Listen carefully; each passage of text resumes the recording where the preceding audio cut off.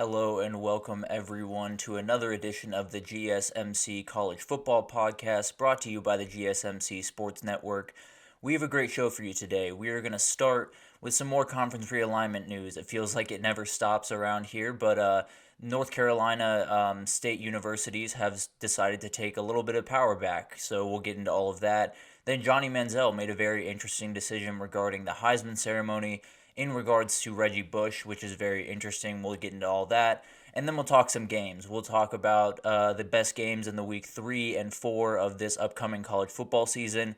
I got carried away again. There's so many games that I'm excited to watch that it's going to be one of our longer segments today. And then we will finish it off with another Spotlight Wednesday. Last week we had a little bit of troubles, but we were planning on doing Penn State, so we're going to do that today. We're going to break down all the differences happening in state college right now because there are a whole lot. So let's jump in. But before we jump in, let's do this. Let's remind you all that we get a lot of questions throughout the show, and the best way for you all to see your questions come across the screen and for us to have a fun back and forth here is to use the link at the bottom of the screen, gsmcpodcast.net. It's a real help to us here at the network, but also to you all. You'll see your names on the screen. You'll see your question or comment, and I'll be able to interact with it. So it's a good fun for all of us. Again, that's gsmcpodcast.net. But let's jump right in because conference realignment refuses to rest, and there are a ton of people that are trying to, at the very least, have their say. It feels like there are a few power brokers for all of college football right now, but it looks like some people are trying to get some of that power back, and those people right now at least are the North Carolina Board of Governors. So this is essentially the entity that overlooks all North Carolina public schools. So the teams that this would mainly include are North Carolina and North Carolina State when it comes to conference realignment, but also there are a lot of small schools in North Carolina that could be bouncing around to different conferences. We just had UMass go back to the MAC not too long ago, so tons of small schools will be on the move as well. So this affects a ton of teams, but obviously UNC and North Carolina State kind of are the teams that we'll talk about mainly here. The UNC Board of Governors gave final passage on Thursday. Got total approval from the UNC system president, Peter Hans, and the board. So this is kind of the new reality for UNC schools. And the very interesting part of this is obviously when you look at the UNC schools in the Power 5, they're all in the ACC and, excuse me, sorry, and they're kind of split down the middle. So you have UNC and North Carolina State are subject to this rule, while Duke and Wake Forest are not because they're private institutions. So it's a little bit different of ball game they're playing in. So I wonder if this inclines teams to look more in Duke or Wake Forest direction. Although I think Duke and UNC tend to be the most popular teams in North Carolina when it comes to conference realignment because of the basketball, because of the energy around those programs. So not necessarily a surprise there, but another hurdle for UNC, that's for sure. It'll be interesting to see how the Board of Governors deals with this once the time comes because we've talked about it a lot on here. I think the time is coming for the ACC when it comes to conference realignment. Florida State is going to find their way out, whether that's for $700 million or $300 million. They will find their way to another conference, and then people will follow. There's really no way to avoid that, and I really wish there was, but there's not. And now it's a very interesting situation, right? If North Carolina were to be approached by the SEC or the Big Ten, I'm sure they would very much be interested in those offers, but if they can't get approval from the Board of Governors, they're essentially not allowed to do anything. So it's a very, very interesting situation where North Carolina could be the cream of the crop. They could be the belle of the ball in conference realignment, but it doesn't matter if you can't get that sign off from these specific group of people. But the way I look at it is all of this is really just so everyone is in the know. I think there was a lot of outcry out of California when UCLA made the jump to the Big Ten, and a lot of whether it's lawmakers or university officials in that state were caught off guard, which is not something you ever want to be necessarily when your school is making a very drastic change. Excuse me, I very apologize. This is my throat is giving me a little bit of trouble this morning, but um, tons to think about here, right? The conference realignment game is all over the place. North Carolina is going to be one of the bigger teams right after Florida State that will get a ton of offers. I think them, Clemson, Miami, possibly. Virginia will have a very, very strong market. So all of these teams will have an opening, and UNC chief among them, really. So it'll be interesting to see how the Board of Governors kind of handles that situation. Do they let North Carolina leave with no problem? Do they hold them up because they want more details about the move? What are the implications, essentially, of this, and what do the Board of Governors want to know before they make that leap? So a lot of things at stake here, a lot of things that are not nearly as interesting and groundbreaking quite as much as the Florida State against the ACC that has a little bit of drama to it, a little bit of fun to it. This is more, I think, just a little bit of bureaucratic red tape, if you will. I think there's a lot of people that just want to be in the know. There are a ton of college football fans that I know share that sentiment. They just want to know what's going on, and I'm sure that is the same for all of the university employees throughout these states. So I don't think this is necessarily a huge hurdle for UNC. I suppose it could be if UNC were to come out against this decision. Maybe the Board of Governors would be less inclined to help them out. But I tend to think this is just another step in the process for these two schools. I think this helps everyone stay on the same page and helps everyone in the university system know what's going to happen with their universities, which is not something they could always say necessarily in the past. So I think this is overall, I think it's a good thing. I think it keeps everything in check. It keeps an entity that has full knowledge over these two schools, full knowledge over the situation, and has, a lot to gain and lose from these situations.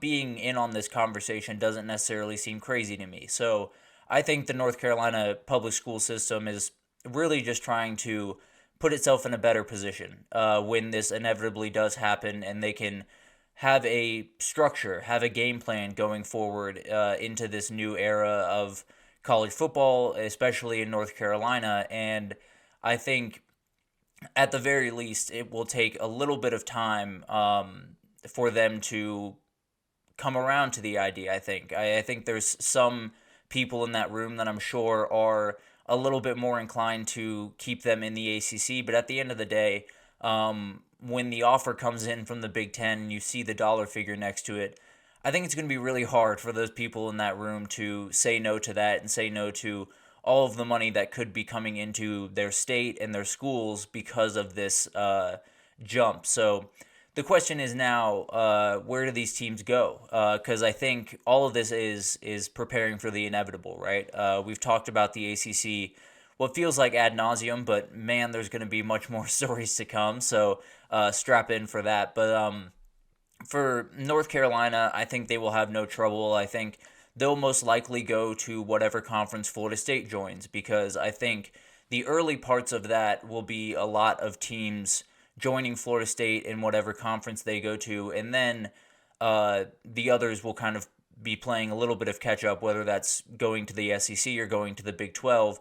And I think Florida State will likely head to the Big 10. I don't necessarily have any concrete proof of that. I don't necessarily know that for a fact, but that's where my gut is leaning me. That's where a lot of the signs from people that are more in the know than I am definitely have been pointing towards the Big Ten. So would not be surprised if that's where Florida State ended up. Would not be surprised if that's where North Carolina ended up, or Virginia. So there's going to be a gold rush.